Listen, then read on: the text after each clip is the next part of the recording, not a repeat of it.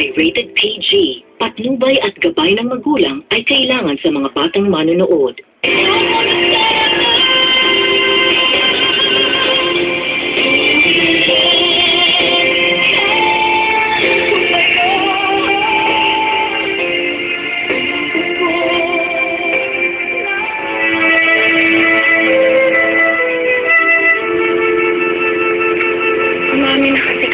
Sino ba sa inyo kumuha ng pera ko? Hindi po ako, ma'am. Hindi rin po ako.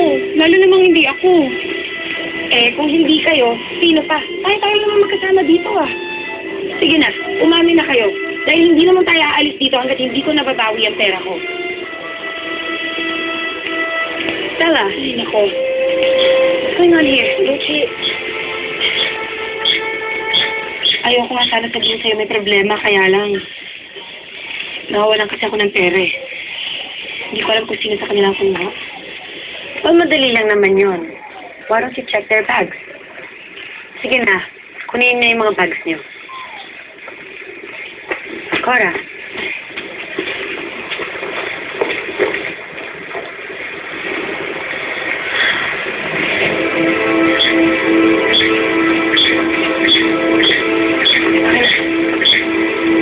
Talaga po hindi ako kumuha, Ma'am Stella.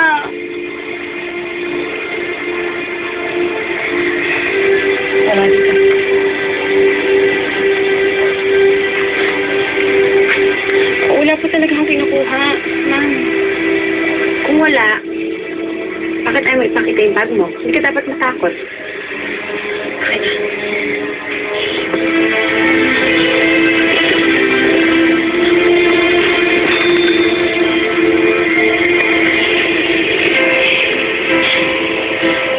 Sinsan na po, ma'am?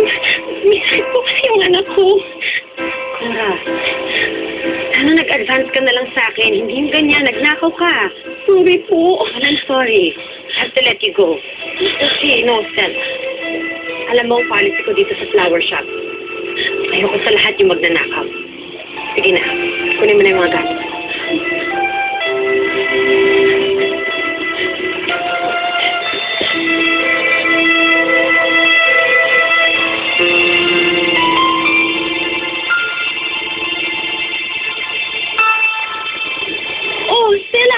Kamusta nanay mo? Okay na ba?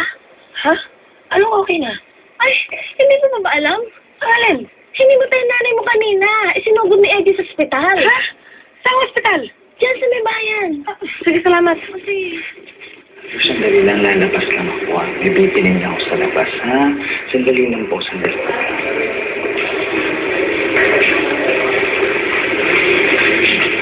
Ay! Best friend, pasensya ka na. Hindi kita na-text kasi yung cellphone ko, hiniram ko pag Okay lang yan. Okay lang. Teka, kamusta na ba si Inay? Well, okay lang siya. Bumaba lang ang dugo niya eh.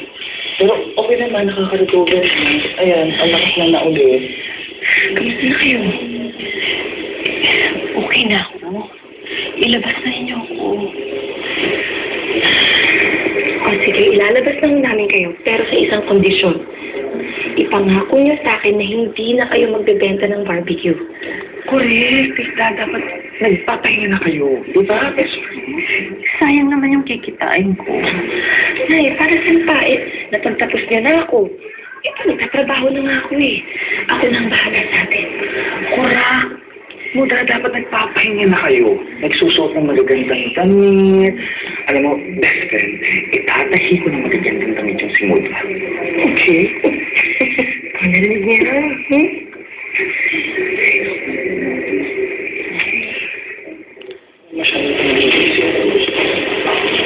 Stella. Lucy. Ano ginagawa niyo dito? Ayain gusto na namin lumabas kaya pinuntahan ka namin. Nalaman ko na nito yung mami mo. Okay na ba si Aling Gloria? Okay na siya. Iuwi na namin siya ngayon eh. Stella, you need help? I mean, you know. Salamat na lang siya pero okay lang. So, ano, kasama ka lang sa amin lumabas? Ngayon? Hindi ako pwede. Hindi na siguro. Sige, kami na lang. Next time, sama ka ha? Sige.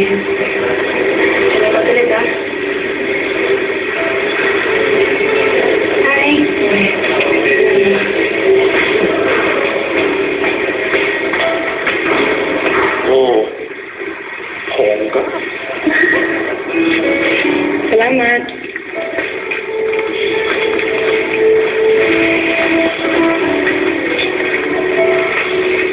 Talagang belong na belong ka na sa barkada ni Lucy, ah. Sosyal ka na. Ako?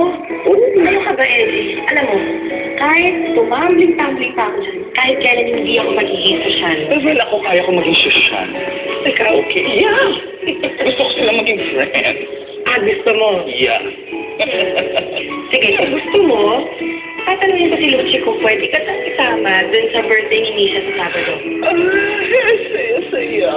Marami akong magkikilalang friend. Kailangan bongga ang suot ko para maraming magpatahi sa akin. Oh my goodness. I'm excited. I'm so excited. Oh my God. Hindi mo rin ang sabi mo. Hindi mo lang alam sa ganyan. Yeah. Wala na, ikot ka nga sandali. Ay, ang ganda mo. I love it. Can you remind me again kung ang ginagawa natin sa hospital na to? Ha? Dinadalang natin yung mami ni Stella. That's what I don't get. Kung bakit kailangan makipagkaibigan ni Lucy kay Stella. Because they're childhood friends. Yung mami ni Stella, dating nagtitinda sa market. Siya yung nagde-deliver ng casino, sina Lucy. Eh, walang kalaro si Lucy.